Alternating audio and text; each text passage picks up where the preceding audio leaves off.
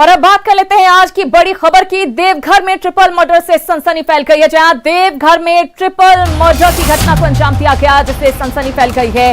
गोली मारकर 3 लोग यहां पर हत्या कर दी गई। पुलिस ने जसीडीह थाना के बाघमारा मोहल्ले के अर्धनिर्मित घर से 3 युवकों के शव को बरामद किया है। पुलिस ने मौके से एक पिस्टल और खोखा भी बरामद किया है। मृत युवकों की पहचान सानू कुमार मिश्रा, रितेश कुमार सुल्तानिया और छोटू के तौर पर की गई है।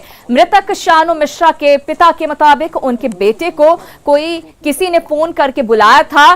पुलिस घटना की जांच में फिलहाल जुटी हुई है। तो देवघर से ये बड़ी खबर, जहां पर ट्रिपल मर्डर की घटना सामने आई है और उसके बाद सनसनी फैल गई है।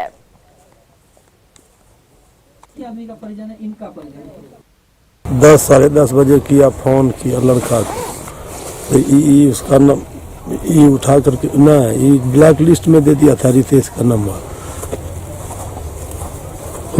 तब दूसरे नंबर से किया तो उठा के बोला भाई हमको छोड़ दो, हम ले जाएंगे। बोला आज भर आ जा भाई, हाँ आज भर आ जा। घर से कितना रुकते रहा, निकल गया, हम तो नहीं थे। इसके बारे में वो कुछ नहीं बता पाए हैं कि उनसे किसकी दुश्मनी थी। तभी फिंगरप्रिंट एक्सपर्ट, डॉग स्क्वाड और हमारी टेक्निकल टीम किसके द्वारा यह कारित किया गया है, इसके बारे में जानने का प्रयास किया जाएगा।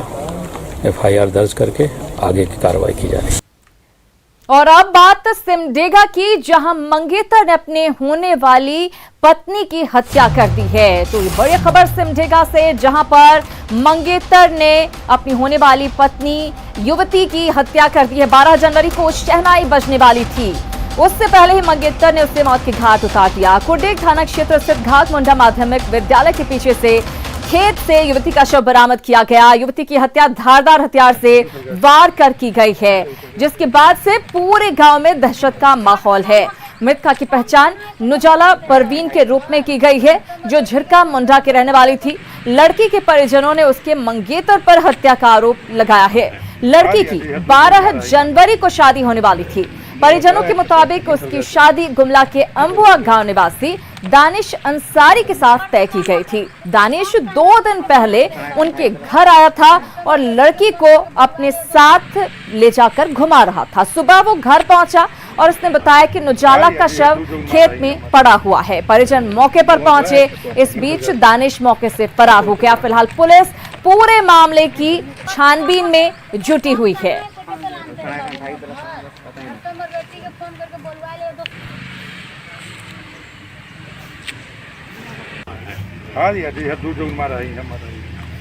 पेट में दो छुरा और नरटी पूरा टूटल रहे, अपने को पैर गोट टेढ़ा पूरा टूटा के टेढ़ा हो तो होबे करेगा।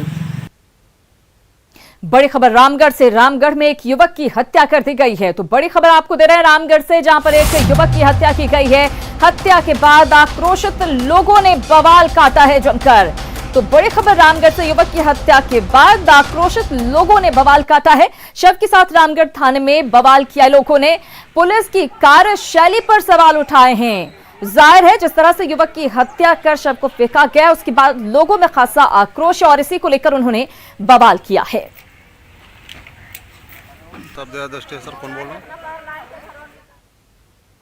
उधर रांची में सीएम हेमंत सोरेन ने आज अपने आवास पर आम लोगों से मुलाकात की। इस दौरान राज्य भर से आए लोगों ने सीएम के सामने अपनी समस्याएं रखी। इस दौरान दलपति एसोसिएशन ने मुख्यमंत्री से दलपतियों को पंचायत सचिव के पद पर समायोजन करने की मांग रखी। मुख्यमंत्री ने लोगों को उनकी समस्याओं के समाधान का भरोसा भी दिलाया है।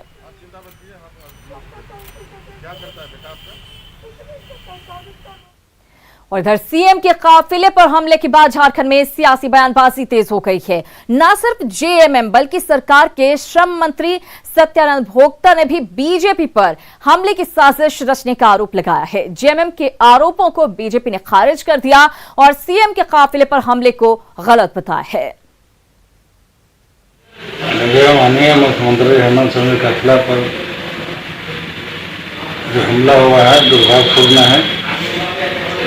और मुख्यमंत्री पर हमला मतलब लोकतंत्र पर हमला। कुछ लोग सरकार को बदनाम करने की साजिश कर रहे हैं। घटनाएं होती रहती है, नहीं सरकार किसी का भी है और उसको त्वरित कार्रवाई होती है, लेकिन किसी पर हमला करना निंदनीय है। उसको चाहते हैं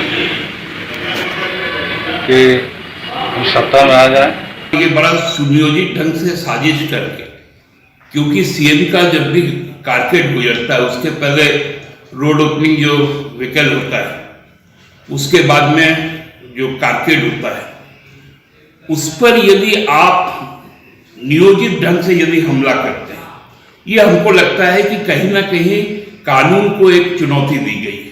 सवाल है कि भारतीय जनता पार्टी पर इस तरह के आरोप तो बेकार हैं, बेबुनियाद हैं। भारतीय जनता पार्टी किसी भी प्रकार के हिंसा में विश्वास नहीं करती है। देखिए, सीएम के ऊपर जो भी चीज़ें हुई, रोकने का प्रयास हुआ है या जो भी चीज़ें हुई हैं, मैं उसका समर्थन नहीं करता और न भारतीय जनता पार्टी उसका समर्थन करती है। देखिए, लोकतंत्र में विरोध का अधिकार सभी को है, लेकिन ये शांतिपूर्ण ढंग से होना चाहिए और भारतीय जनता पार्टी शांतिपूर्ण विरोध का समर्थन। वहीं सीएम के काफिले पर हमले के मामले में बीजेपी का बड़ा बयान सामने आया है। पार्टी नेता बाबूलाल मरांडी ने आरोप लगाया है कि हमले के मामले में बीजेपी के कार्यकर्ताओं को भी गिरफ्तार किया गया है। उन्होंने कहा कि दोषी पुलिस वालों पर कार्रवाई होनी चाहिए।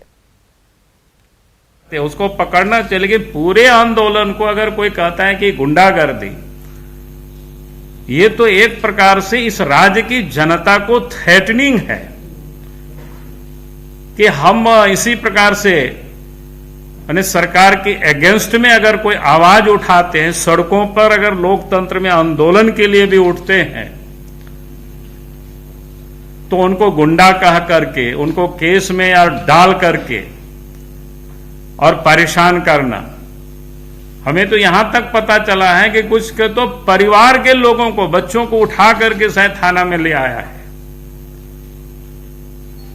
हम सरकार से कहेंगे कि भाई इस प्रकार की हरकत सरकार को बंद करनी चाहिए। जो अपराधी है उनको जरूर पकड़ें। तो बाबूलाल मरांडी साफ साफ ये आरोप लगाते हुए कि सरकार जो है, पुलिस जो है, वो निशाना बना रही है बीजेपी के कार्यकर्ताओं को जो पूरी तरह से निर्दोष हैं। चलिए अगली खबर की ओर रुख करते हैं। और मांझी में युवती की हत्या के बाद पुलिस के हाथ अब तक खाली हैं। अपराधियों की गिरफ्तारी का दबाव झेल रहे झारखंड के डीजीपी ने जल्द ही इस केस का खुलासा करने का दावा किया है। इसके साथ ही डीजीपी ने सीएम के काफिले पर हमले की भी निंदा की और इसमें शामिल लोगों की जल्द गिरफ्तारी की बात भी उन्होंने कही। डीजीपी ने कहा कि जिस तरह से सीएम के काफिले को रोकने की कोशिश की गई, वो बर्दाश्त के काबिल नहीं है और ऐसे तत्वों को पुलिस आयरन हैंड से कुचलेगी। मणि कुमार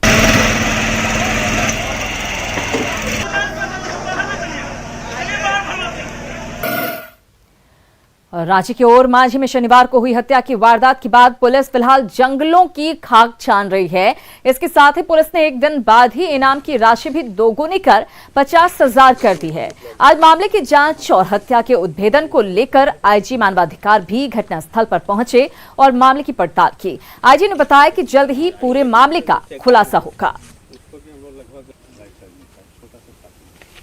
महोदय के द्वारा एसआईटी का गठन किया गया ताकि जल्दी से जल्दी इसका कांड को उद्भेदन हो सके। उसमें सिली डीएसपी के नेतृत्व में, चंद्रशेखर के नेतृत्व में लेडी इंस्पेक्टर हैं, ममता कुमारी हैं, ऑफिसर इंचार्ज है आपके और मांझी के हैं, इंस्पेक्टर असित मोदी जी हैं, एक और सब इंस्पेक्टर है और टेक्निकल सेल के लोग हैं। और हमको अच्छा काम चल रहा है। हमको लगता है कि जल्दी हम लोग कुछ न कुछ अनुसंधान में प्रगति और उद्भेदन जरूर मिलने का ऐसे पूरी भरपूर संभावना है। एसआईटी गठित करके जो भी साइंटिफिक इन्वेस्टिगेशन होना चाहिए वो इन्वेस्टिगेशन कर रहे हैं। हम लोग सर्वप्रथम कोशिश कर रहे हैं कि विक्टिम का आइडेंटिफिकेशन, डिसीज्ड का आइडेंटिफिकेशन हो और उसमें हम लोगों ने ये भी निर्णय लिया है कि जो भी उसके आइडेंटिफिकेशन में हम लोगों को मदद करेंगे उनको हम लोग 50,000 रुपये का इनाम देंगे। जोहार झारखंड में एक बार फिर से आप सभी का बहुत बहुत स्वागत है। खबर कोडरमा से, जहां सिंदरी एफसीआई गोदाम में काला बाजारी का मामला सामने आया है। एडीएम विधि व्यवस्था चंदन कुमार की अगुवाई में गोदाम पर छापेमारी हुई और इस छापेमारी में कई अनियमितताएं पाई गई। गोदाम में 632 बोरे चावल कम पाए गए, जिसके बाद गोदाम के स्टॉक रजिस्टर को जब्त कर लिया गया। छापेमारी के बाद गोदाम को सील कर दिया गया है और दोबारा स्टॉक मिलान की प्रक्रिया की जाएगी।